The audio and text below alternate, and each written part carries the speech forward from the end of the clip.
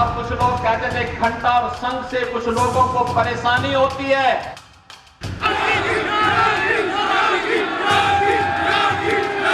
70 से हटते ही वह कश्मीर हमारा है।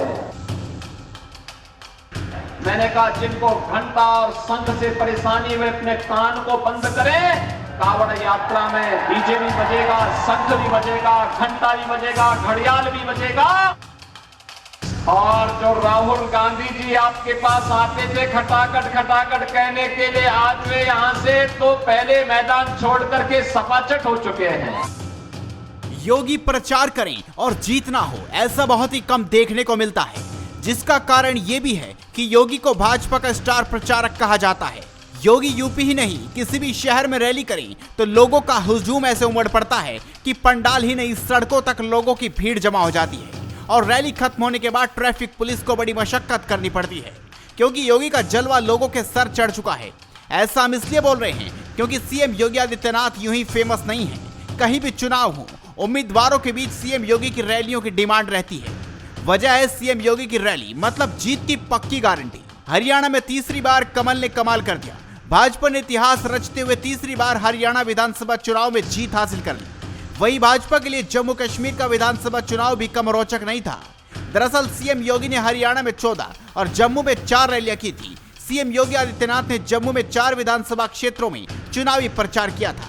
दिलचस्प बात है कि सीएम योगी ने जम्मू में जहां जहां प्रचार किया, वहां वहां भाजपा ने जीत का परचम लहराया है। वहीं हरियाणा में सीएम योगी की 14 रैलियां हुई थी। 10 साल के एंटी इनकम्बेंसी के बावजूद भी सीएम योगी की रैलियों की वजह से भाजपा उन 14 में से 9 सीटों पर जीत दर्ज करने में कामयाब हुई। सीएम योगी की रैली की वजह से इन सीटों का भाजपा की झोली में आना बहुत बड़ी बात है, वो भी तब जब भाजपा के खिलाफ एंटी इनकम्बेंसी का माहौल हो। हरियाणा और जम्मू कश्मीर के नतीजों ने एक बार फिर बता दिया कि क्यों पीएम मोदी के बाद सीएम योगी ही सबसे अधिक पॉपुलर और पहली पसंद है। आपको बता दें कि जम्मू में योगी ने कठुआ सीट, RS-पुरा south seat, Ramgarh seat, Ramnagar seat, चारों में योगी ने रैली की और चारों में ही भाजपा ने शानदार जीत दर्ज की। आपको बता दें कि हरियाणा में बीजेपी लगातार तीसरी बार सरकार बनाने में कामयाब हुई है। साल 2024 के विधानसभा चुनाव में 48 सीट जीतकर भाजपा सत्ता बरकरार रखने में कामयाब हुई। निर्वाचन आयोग की वेबसाइट के अनुसार कांग्रेस को 37 सीट मिली है। लेकिन इस बीच चुनाव प्रचार करने वालों में सीएम योगी आदित्यनाथ का स्ट्राइक रेट सबसे बेहतर रहा। सीएम योगी एक बार फिर से बीजेपी के लिए ट्रम्प कार्ड साबित हुए हैं। उन्होंने जम्मू कश्मीर विधानसभा चुनाव में प्रचार किया और 4 सीटों पर बीजेपी ने जीत दर्ज की। इसी तरह उन्होंने हरियाणा विधानसभा चुनाव में चुनाव प्रचार किया। राज्य की 14 विधानसभा सीटों पर वो चुनाव प्रचार करने गए, जिसमें से बीजेपी ने 9 सीटों पर जीत दर्ज की है। अगर उनके चुनावी अभियान को देखें तो हरियाणा में 4 दिन और जम्मू कश्मीर में 2 दिन उन्होंने प्रचार किया है।